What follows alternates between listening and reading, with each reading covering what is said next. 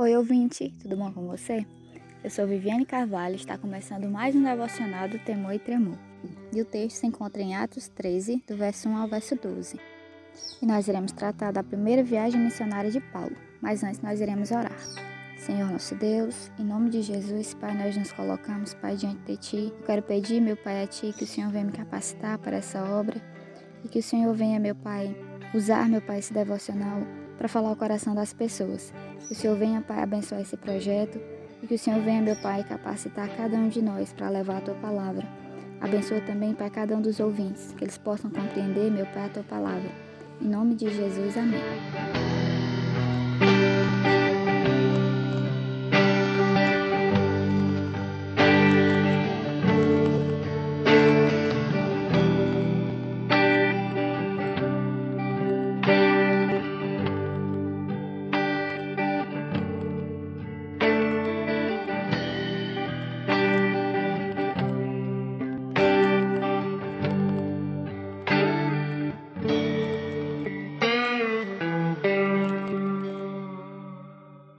Vamos lá.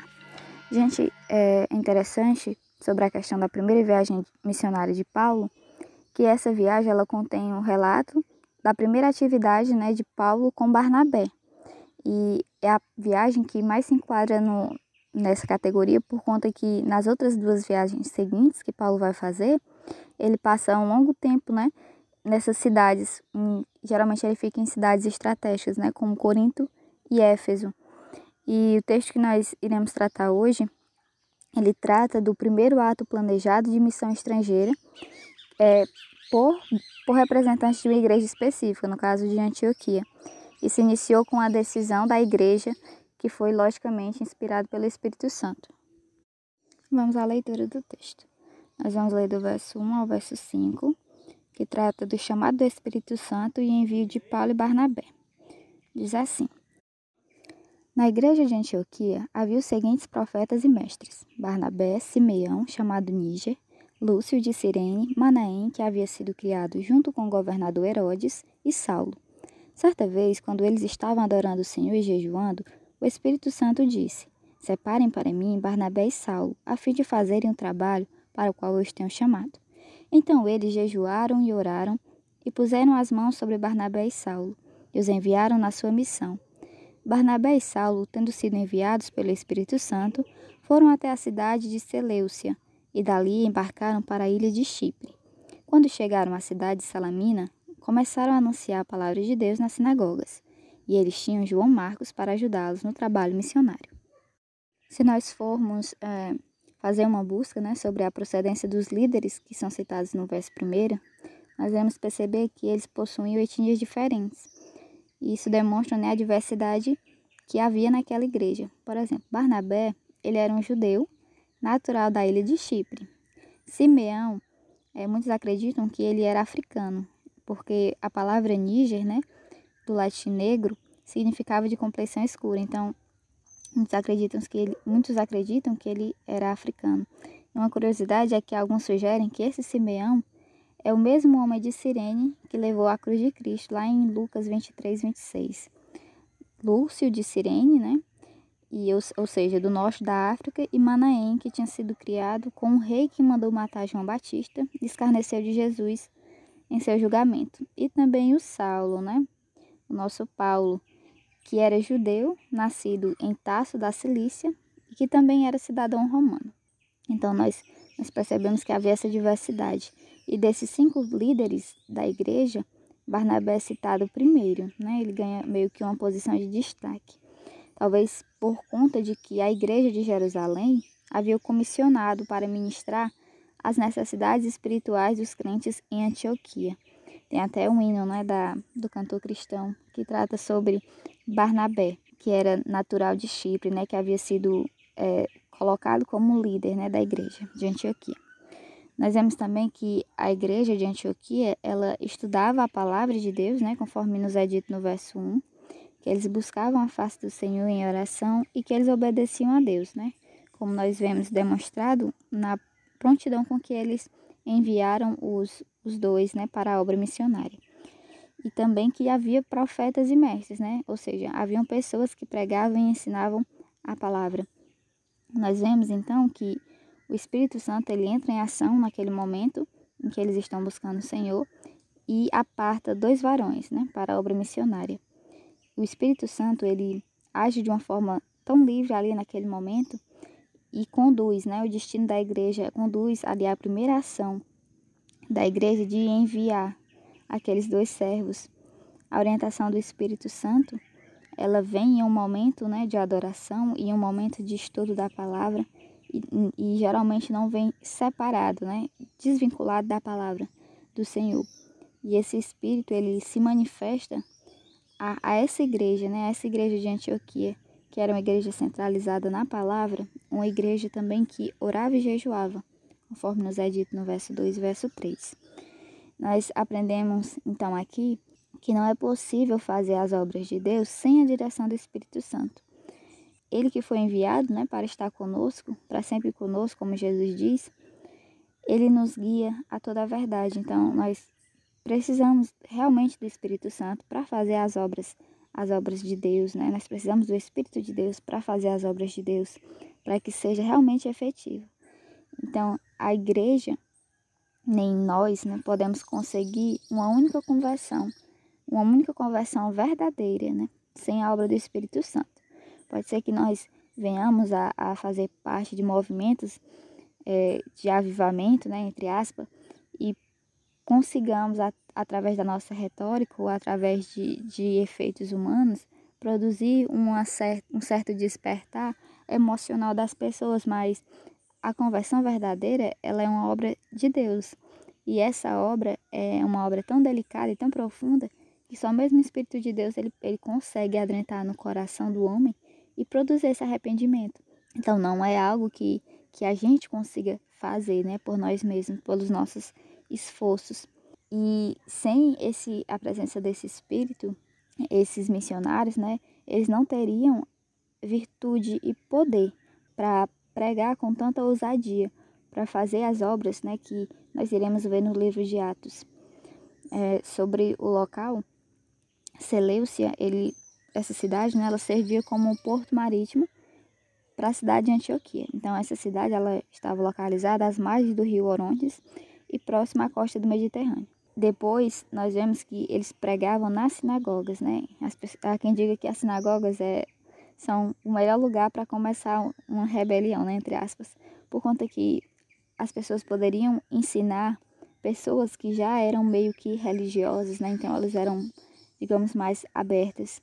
E nós vemos que Paulo, ele segue, né, aquele princípio de primeiro pregar ao judeu, mas também ele faz isso, torna com que isso seja algo prático para que ele possa estabelecer um ponto, né, de pregação do evangelho. Então, ele usa as sinagogas que já existiam ali. E nós vemos, então, que nós também precisamos de pontos de contato para atingir com eficácia as pessoas. Nós precisamos compreender a Bíblia e também compreender o povo para o qual nós estamos pregando. Nós precisamos conhecer o texto e também o contexto que cerca.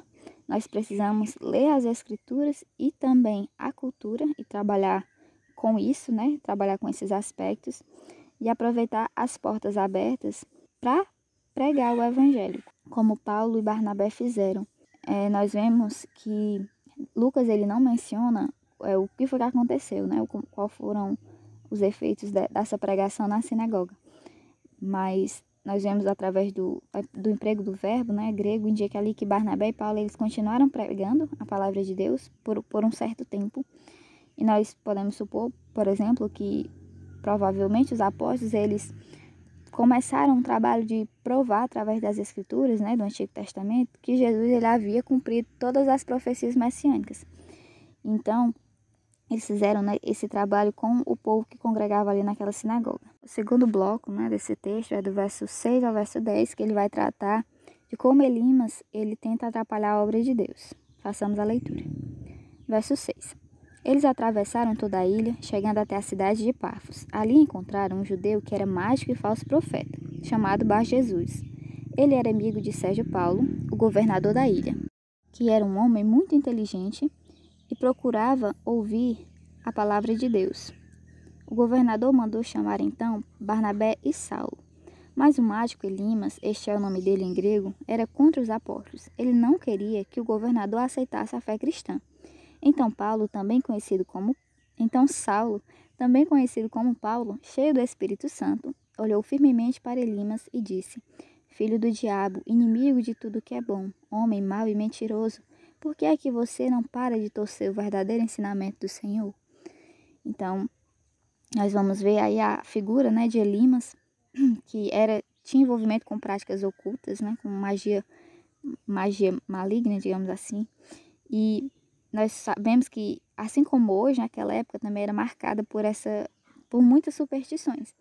E o Arnaz, ele diz que a superstição, ela sempre foi um sinal da decadência de uma cultura. E nós vemos que hoje em dia nós temos, né, muito disso ainda na nossa cultura. E nós vemos que também a maioria dos homens, né, antigamente tinham os seus magos próprios, né, que dominavam esses encantamentos e magias. E Bar Jesus, né, ou Elimas, como também era chamado, ele era o mágico particular do procônsul Sérgio Paulo. Nós vemos que ele tinha uma relação, né, íntima com o governador. E nós vemos algo interessante, que o Sérgio, né, Paulo, apesar de não ser, né, ali cristão, ele tinha o interesse de ouvir, né, o evangelho que era pregado por Paulo. E é nesse momento então que Bar Jesus, ele se coloca, né, contra os apóstolos. Só que na verdade ele estava sendo contra Deus, porque a obra era do Senhor e não era de Paulo, né, e nem de Barnabé. Nós vemos que, movido por um sentimento, né, de ganância, o Elimas, ele pretendendo usufruir da amizade, né, que ele tinha com o governador, ele se opõe. Ele se opõe a que ele o conhecesse, né, ao que ele se convertesse ao cristianismo.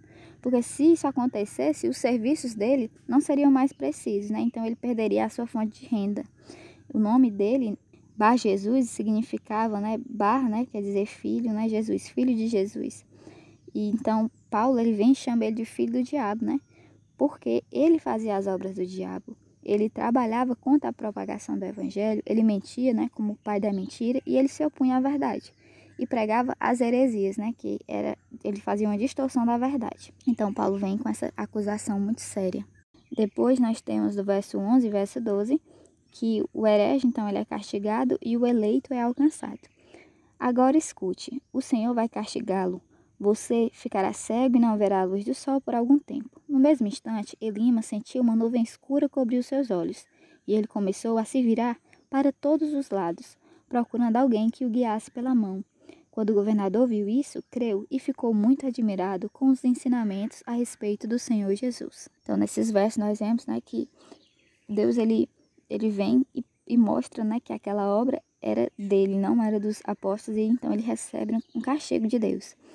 Elimas, embora ele tenha, né, querido impedir o Sérgio de ver a luz da vida, né, de ver Cristo, ele quis impedir que aquele homem visse a luz da verdade, isto é, o Evangelho de nosso Senhor Jesus Cristo.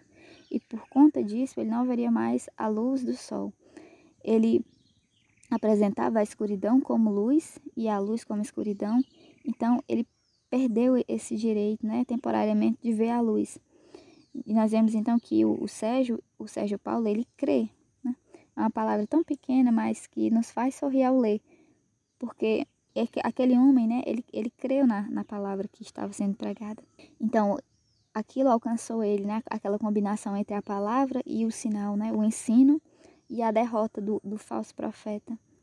Nós sabemos que a fé, ela vem pelo ouvir, e ouvir, né, a palavra de Deus. Nós vemos isso lá em Romanos 10, 17.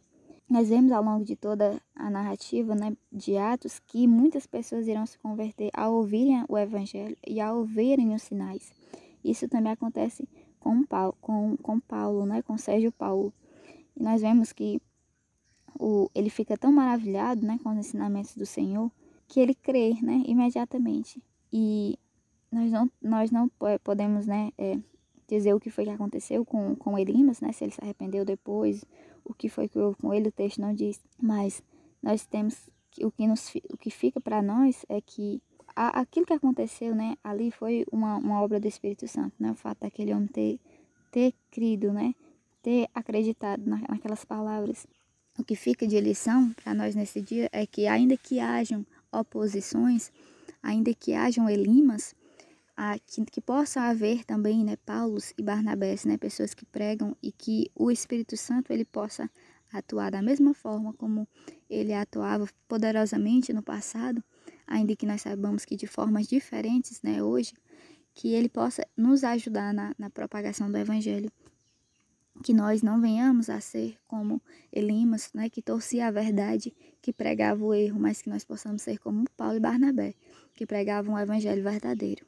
E que nós possamos também, né, nos alegrar em ver Sérgio Paulos sendo convertidos, né, pelo Espírito Santo.